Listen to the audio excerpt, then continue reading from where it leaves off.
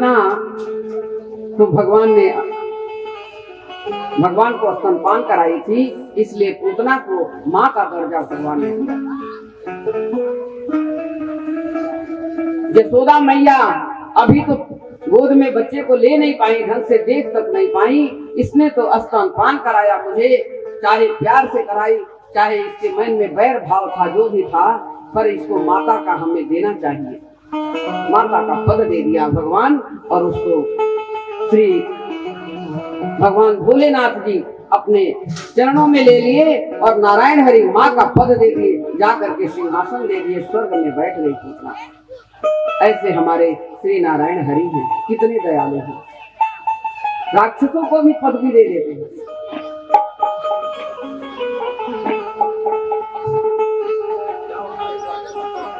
पहले उत्सव चल रहा है, चलते चलते छोटे ही हैं भगवान, इतने में सक्कासुर आ गया। सक्कासुर को ही भगवान ने मार करके तमाम कर दिया, उसको भी खत्म कर दिया।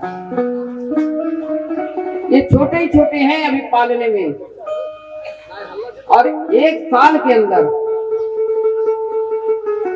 जब सक्कासुर को मार दिए तो और हलचल मच गई।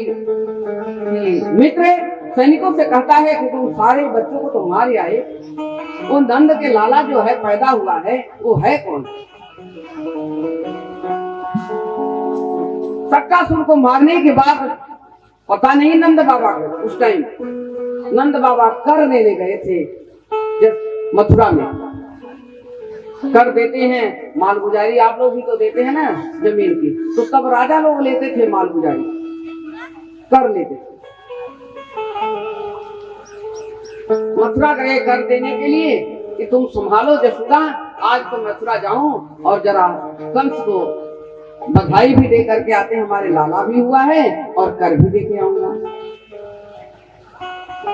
कंस ने जब सुना कि नंद आए हैं कर लेकर के और मिठाई भी लेकर के आए हैं देने के, कुछ दिन के लिए देवकी और वसुदेव को जेल से उसने छोड़ दिया। लेकिन जब बड़े बड़े राक्षस मरने लगे तब तो इसके मन में विचार आया, इसको तो मैंने छोड़ दिया, अब इसके ये करे तो क्या करे, पता कैसे लगेगा कि नंद के घर में लाला है किसका। नंद जी जाकर के अपने मित्र वसुदेव जी से मिलते हैं, उस टाइम जेल में नहीं है वसुदेव जी, रोने लगते। अरे भाइयों, तेरे 8 पुत्र हुए, 8 को मरवा दिया, एक कन्या हुई उसको भी नहीं छोड़ा, कितना बड़ा राक्षस। मुझे तो बड़ा दुख हुआ सुन करके कि भगवान ने दिया भी और जो दिया वो तुमसे छीन भी लिया, ये राक्षस छीन लिया, भगवान तो छीने नहीं। किसी को क्या मालूम कि कैसे कैसे हुआ।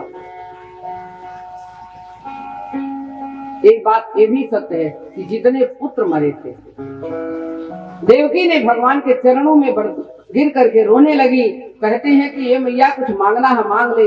अरे अरे, हमें आप वो मिल गए, हमें क्या चाहिए, लेकिन जितने पुत्र मरे हैं उसको आप हमारे सामने खड़ा कर दीजिए। बड़े कष्ट से पाली थी, जेल में थे। भगवान नारायण देख मैया, तेरे जितने पुत्र हैं सब जीवित हैं, कोई नहीं मरा है। और जो कन्या थी वो महामाया के रूप में उनको भगवान भेज दिए। कहा? अब माँ कहने लगी कि मैं तो हाथ से छूट गई, आकाश में चली गई, अब हे भगवान, हे नारायण हरि, हमारा स्थान कह दो, हम कहाँ जाएं? भगवान कहते हैं कि तुम विंध्याचल पर्वत जाकर के निवास करो और वहीं पर सबका कल्याण करो। कलयुग में जो आपके विंध्येश्वरी माता जी हैं वही जोग माया महामाया, वही माता है। मंदराचल पर्वत पर माँ जगदम्बा आकर के वहां अपना आसन लगाती हैं और जाओ तुम जन जन का कल्याण करो, जो जैसी भक्ति करेगा उस तरह का उसको फल दो। हमारे तरफ विंध्याचल माता ही अपनी इष्ट मानी जाती है। कोई जनेऊ करवाता है, कोई अपने बच्चे का मुंडन करवाता है, कोई भी बात होती है शादी ब्याह का, कढ़ाई चढ़ाते हैं लोग। इधर का तो माँ भगवती विंध्याचल में पूरब की रक्षा इधर वही करती है, महामाया वहां चली आती है। अब नंद जी इधर आते हैं, इधर सक्कासुर को मार देते हैं, शोर मच गया। देखिए इतनी बड़ी पापनी राक्षसी थी पूतना, लेकिन भगवान ने उसको स्पर्श कर लिया और स्पर्श करने से पूतना की शरीर जब जली ऐसे तो पूरे चारों तरफ ब्रिज में बिल्कुल सुगंध हो गई। जब शरीर जलाया जाता है कितना दुर्गंध होती है, पर पूतना के शरीर से एकदम सुगंध सुगंध हो।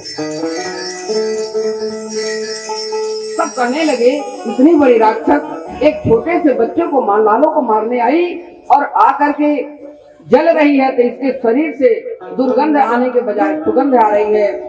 कोई संतों का कहना है कि जिसको भगवान ने स्पर्श कर लिया है उसके शरीर से दुर्गंध नहीं सुगंध ही आती है।